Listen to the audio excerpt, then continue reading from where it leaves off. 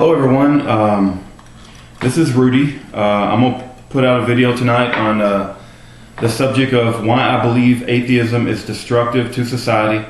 For all of you religious viewers, this video is probably not even worth your time because you're going to think this is just obvious, and why am I even making a video on such an obvious topic.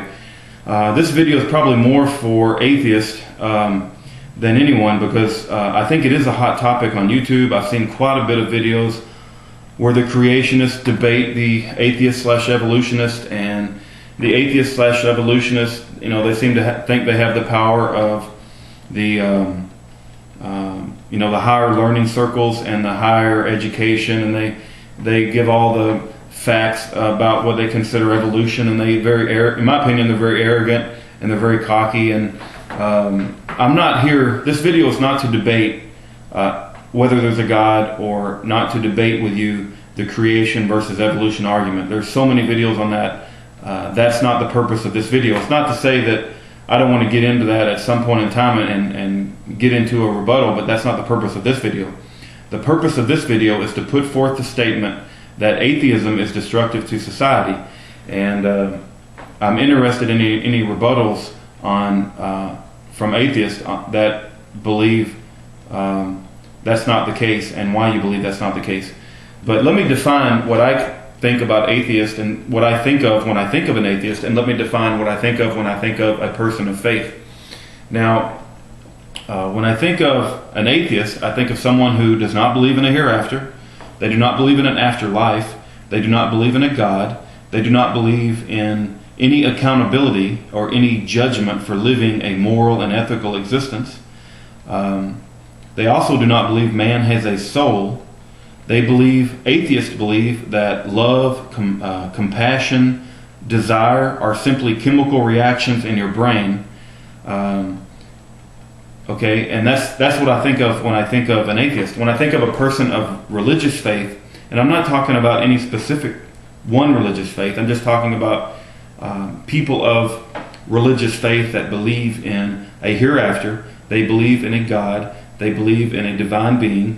They believe in a moral and ethical existence on this earth, and that there is some accountability for the actions that they perform in this earthly life. They do believe that man has a soul, and it's not just a chemical reaction in the brain, that they do not believe they are just an evolved form of an animal. They believe that that our soul is different than our bodies, that this body is just a vessel, and our soul acts using that vessel during this earthly life to carry out the desires of our soul. So that's what I think of when I think of a person of an atheistic belief and a person of a religious belief. And the huge thing that separates atheism is this lack of an afterlife and this lack of accountability in an afterlife. In my mind, that's the point I want to make. So let me just give an example. And I've heard, I've tried to understand, because I am not an atheist. I do believe in God. I do believe in a divine creator. And I've tried to understand where atheists get their morals. And a lot of times I hear that atheists get their morals from man's law. They'll say, well, the law of man. And that to me is a very dangerous thing. And I think atheists need to be careful what they wish for, because if atheism is already very, very popular in Europe, and people like Richard Dawkins, who what he does is he picks out the hypocrisy of our religious leaders, and I know that there is a lot of examples of that. I'm not defending our religious leaders, and I think there is a lot of hypocrisy in mainstream religion, and Richard Dawkins, people like him, capitalize on that. They capitalize on the fact that the religious leaders of today are hypocrites, and they make examples of that in my opinion, to falsely further their case of atheism. But let's forget that for the moment. Let's go back to where do atheists derive their morals and their ethics from? And you say, if you were just an individual atheist, you say, well, I can get it from the law, or I have it within me. I can understand you saying that, but let's go back to the attributes of man, right? We have all these attributes that can be applied to man. We have intelligence, we have compassion, we have ethicalness, we have the ability to work hard. We have I think I said intelligence already, but all of those. Ambition. We have ambition, and so all of those attributes. You can have ambitious atheist, intelligent atheist. You can have ethical atheist. You can also have that on the religious side. You can have ambitious religious people, ethical religious people, and you can also have the negative components on both sides too.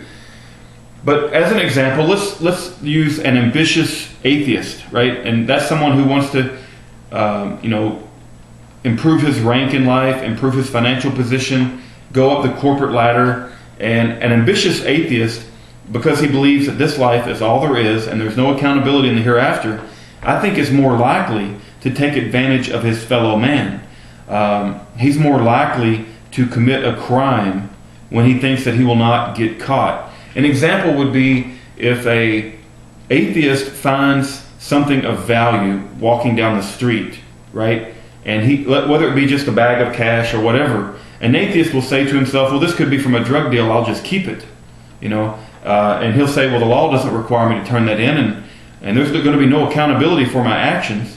The atheist, I would put forth the argument that the atheist will be more likely to keep the bag of cash, whereas a person of religious faith walking down the street who finds a bag of cash, right, is going to think, I should return this. This could be a grandmother's life savings that she dropped when she went shopping, or because the religious person who believes in accountability for their actions, I think will be more likely to return the bag of cash. I could bring up many, many more ethical examples where an atheist is more likely to not be as ethical as a person of faith. I'm not going to debate you that, of course, there are religious people who are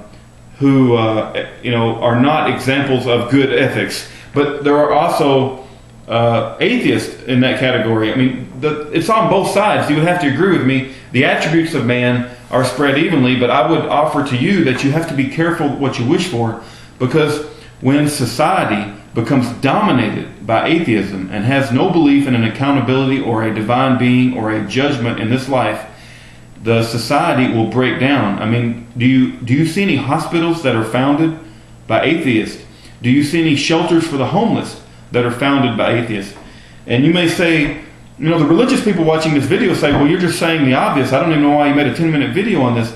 But I'm doing this video mainly for the atheists. I mean, you have to acknowledge that if your belief system becomes dominant within a society, that the incentives of atheists to do the right things are not existent like they are for people of religious faith. That's why I don't want to live in a society that's dominated by atheists. I don't want to leave my small children with an atheist. I mean, if an atheist, he believes he's going to do whatever he can to get ahead in this life, and he believes that when they put him in the ground, it's over with. You can't tell me that his moral and ethical foundation is fundamentally different than a person of faith.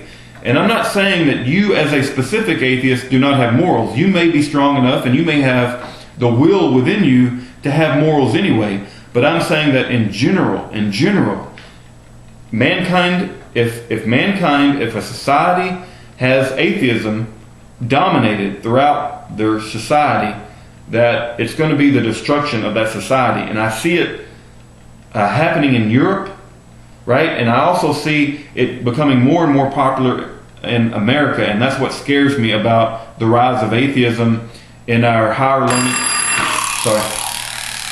That's what concerns me about the rise of atheism in our colleges, in our higher education systems, in our corporate environment. We're just going to have this survival of the fittest attitude to take advantage of much as we can of our fellow man, and to hell with the ramifications, because there are no ramifications. And so that's why I do not want to be a part of an atheist society, and I think atheism is destructive to society. So hopefully I made my point. If you have any rebuttals, I'm interested in your thoughts. Thank you for your time, and God bless you all.